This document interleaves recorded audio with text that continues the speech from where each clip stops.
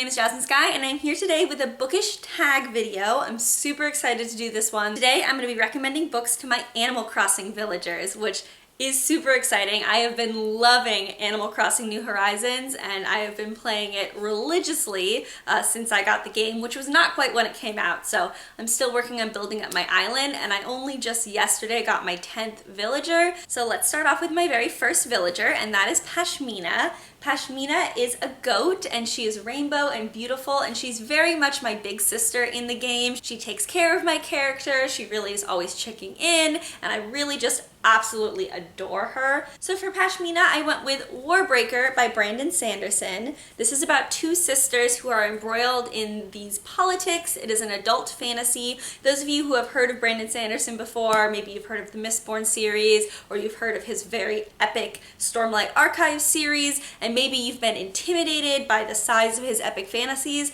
I highly recommend Warbreaker because it's just a standalone novel. It's really not that long, and you will fly through it. And it will give you a really good sense of his epic fantasy, his plot twists, his character development. This book is amazing. Like I said, it's about two sisters, one of which gets an arranged marriage to this religious god king, and the other one ends up embroiled in these city politics trying to save her sister from what she thinks is going on in the palace.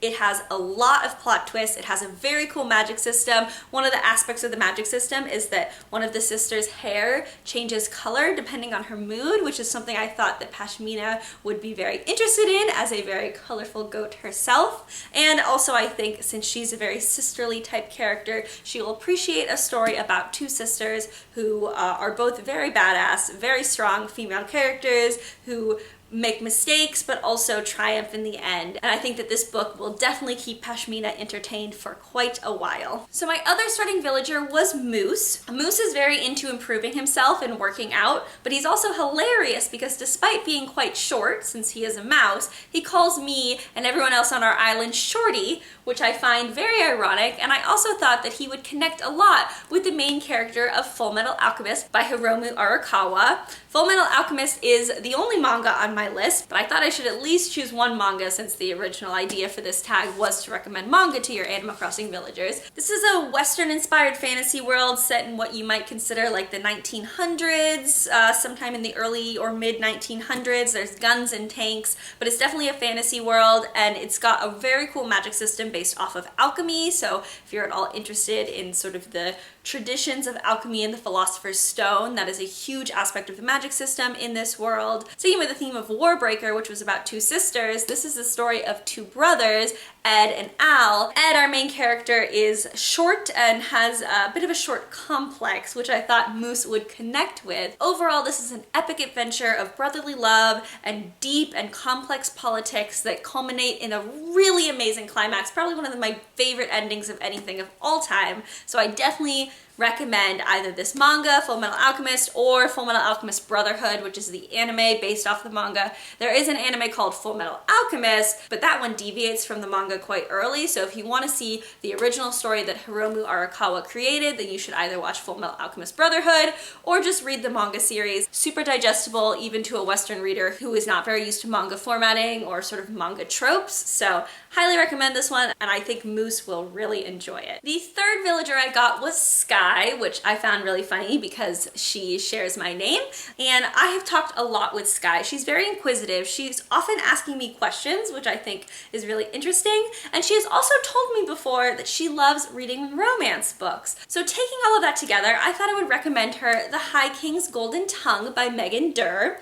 So this is a fantasy romance novel. It is the first of a quartet, except they're all companion novels. So the story in this one with this couple does wrap up. This is the story of a prince named Alan who gets engaged to this warrior king who doesn't seem to respect that Prince Alan is not a fighter. But Prince Alan does have his own talents. He is a golden tongue, meaning he can speak a variety of languages in a world where there's tons of different people of tons of different dialects and tons of different cultures that all all speak different languages. So Prince Alan has to basically prove himself and prove that his skills with language and his skills with people are just as worthy as his fiance's skills with the sword.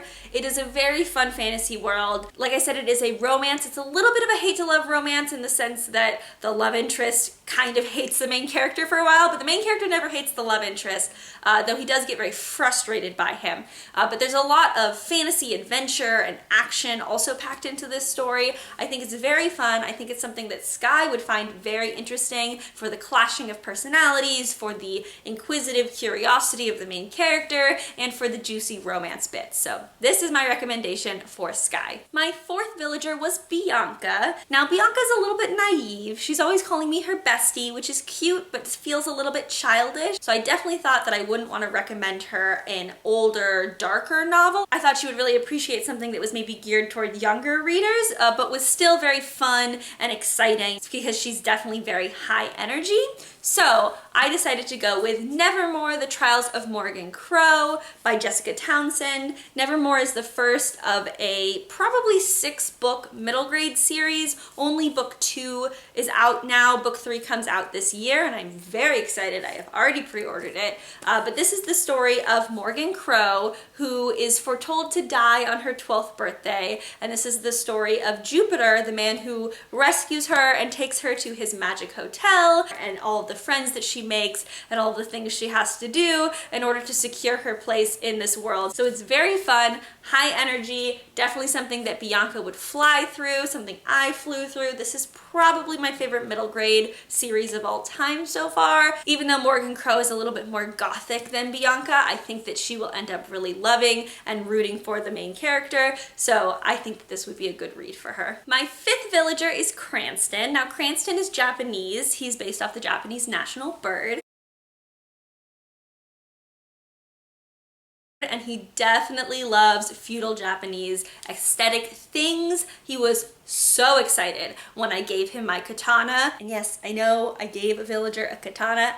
I did not realize at the time that I couldn't buy another one, which was my mistake, but so I really think that Cranston would appreciate Shadow of the Fox by Julie Kagawa. Shadow of the Fox is the first of a YA fantasy trilogy. It is written in the style of old feudal anime, so it's definitely an adventure story. This first book is mostly the collection of the party. It follows Yumeko, who is a half kitsune, so half fox girl, who is on the run with this piece of this ancient dragon scroll, and all of the adventures that she has, the people she meets, the boy she ends up falling in love with, as you can expect. Like I said, it was written in the style of old feudal anime, so if you're an anime fan, this will feel like reading an anime. It is so well done in that regard, and I think it's something that Cranston will really enjoy, really fall into, really want to read the entire trilogy and feel the epicness of this adventure. My sixth villager is Kirlos. Now Kirlos was really hard for me because he's a little self-centered, and I definitely think he's kind of petty,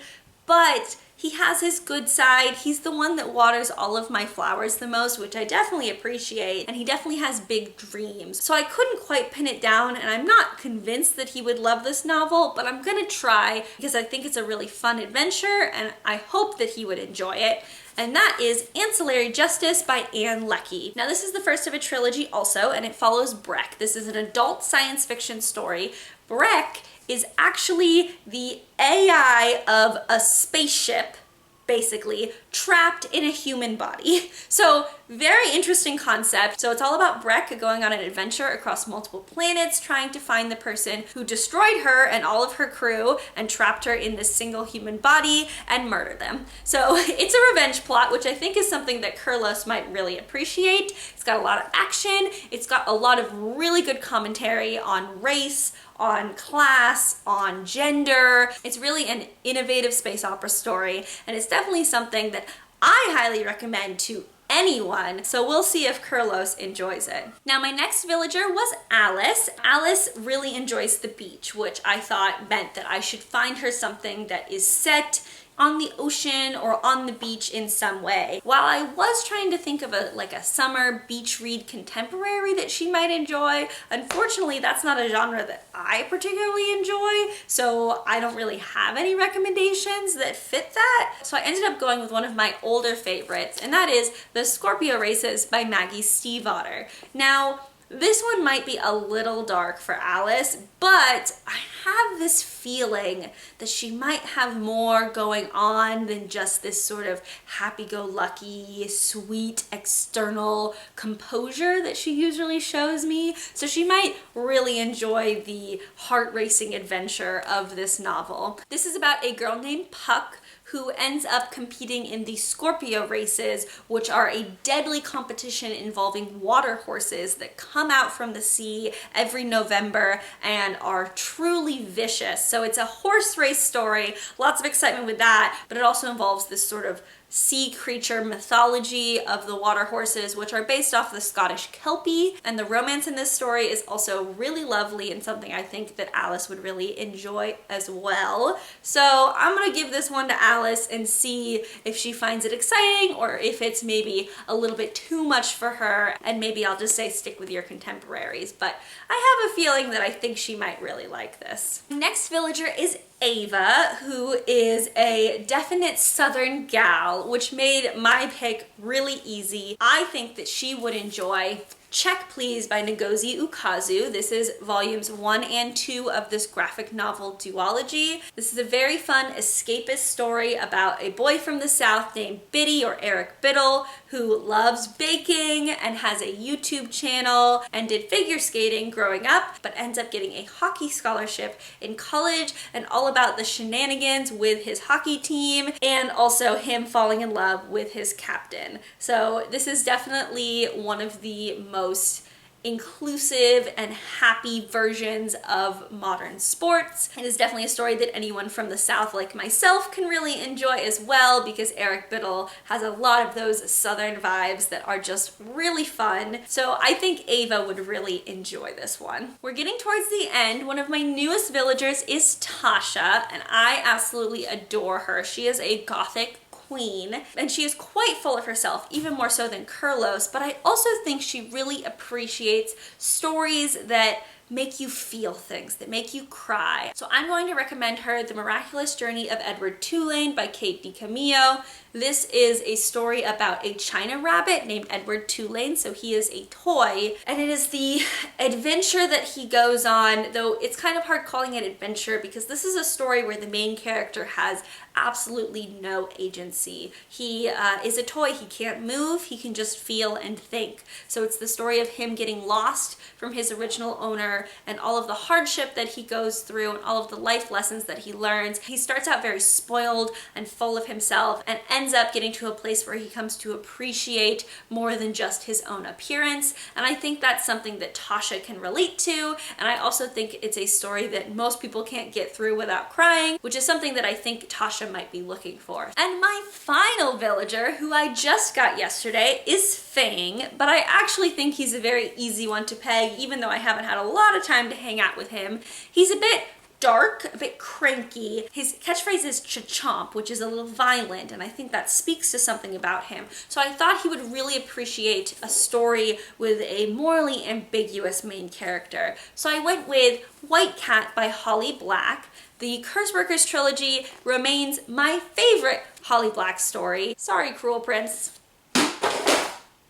This is the story of a teenager named Castle who comes from basically a mob family, except this is an urban fantasy and his family uses magic to commit their crimes. But this is also a world where magic has serious consequences. And this is about Castle trying to live a life away from crime, but also how he gets embroiled in the criminal politics and this mysterious white cat that he keeps seeing in his dreams. This is also a fairy tale retelling. It's based off The White Cat, which is one of the lesser known fairy tales written by the same author who wrote Beauty and the Beast. So I think that Fang, being a bit of a reference to fairy tale wolves himself, might really appreciate this kind of dark, modern take on a fairy tale. And that's it. Those are all the books that I recommend to my current villagers. I do plan on switching some of my villagers out in the future. I have this whole design plan for my island, and some of my villagers just don't quite fit into that design. And also I think it's fun to kind of make new friends and switch some people out. So if in the future you want me to do another one of these with any new villagers that I get, please let me know